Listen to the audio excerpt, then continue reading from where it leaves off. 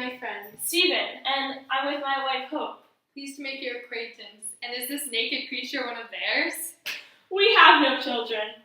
She's mine, and she is a little wild Indian. As a matter of fact, why don't we start dinner? A gift from the dishwasher. You use them once and you throw them away. The dishwasher thanks you.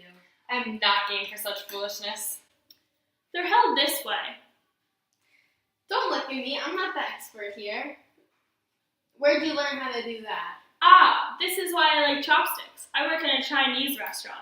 I'm the dishwasher. I didn't know that. How long you worked there? 1 month. I worked with a family where they only spoke Chinese. Except for the 5-year-old daughter, she spoke English. She had to translate for me everything to do. Fortunately, she was very patient. Oh, before you know it, the whole world will be here gibbering and jabbering until we won't know it's America. They ought to stay put in their own dirt, not come up here taking our jobs. Turtle, let me tell you a story. This is a South American wild Indian story about heaven and hell. If you go visit hell, you'll see a room just like this kitchen. There's a pot of delicious stew on the table with the most delicate aroma you can imagine. All around, people sit just like us, only they're dying of starvation. They're gibbering and jabbering, and they cannot bite of this wonderful stew God has made for them. Why is that? Because they're choking for all eternity? No, good guess, but no. They're starving because they only have spoons with very long handles. These terrible spoons the people held can reach into the pot, but they cannot bring the food into their mouths. Oh, how hungry they are! Oh, how they curse at each other! Now you go and visit heaven.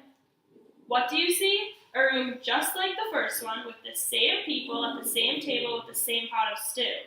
But these people are happy and fat. Real fat, or do you mean just... Well fed. Perfectly, magnificently well fed, and very happy. Why do you think?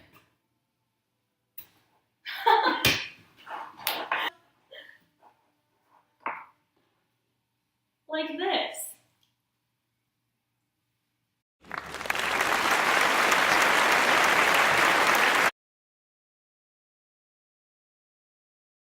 In Chapter 7, How They Eat in Heaven, we receive a better understanding of Esteban Taylor and Mrs. Parsons' personalities through characterization. Esteban himself doesn't fit the mold of Mrs. Parsons' view of an immigrant. In fact, he is an English teacher who speaks the English language better than some of the characters in the book. Esteban is a mature person because in this scene, he doesn't let Mrs. Parsons' offending words bother him, and according to Taylor, he didn't seem perturbed. Esteban describes people starving in hell because they are only trying to feed themselves, whereas in heaven the people are well fed because they choose to help feed each other, and in doing this they are successful. Through this story, Esteban is trying to point out to Mrs. Parsons that people who only look out for themselves will suffer, unlike those who look out for each other. Even though he is scolding Mrs. Parsons, he does it in a polite and discreet way. In this scene, we also see what an accepting and kind person Taylor is when she is offended for Esteban and Esperanza as they are getting insulted.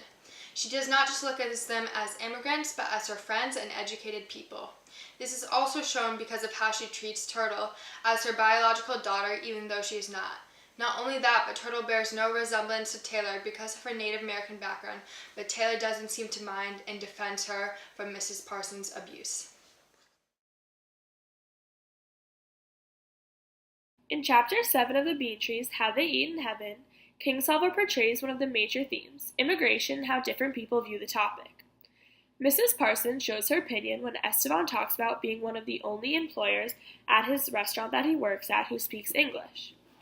She responds to this by saying, "Before you know it, the whole world will be gibbering and jabbering till we won't know it's America." Her standpoint is clear that she sees this as not a good mix of culture and language, but something that will spoil America's culture. She then says they ought to stay put in their own dirt, not come here taking up jobs. This line is very important to the story because this is a controversial topic that is still discussed today.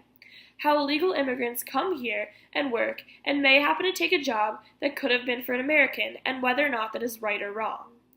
This allows the reader to understand the theme of illegal immigration and how different people's opinions differentiate.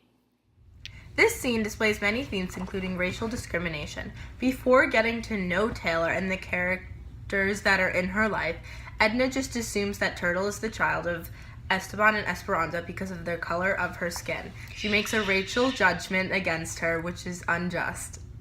Likewise, this represents the theme of family.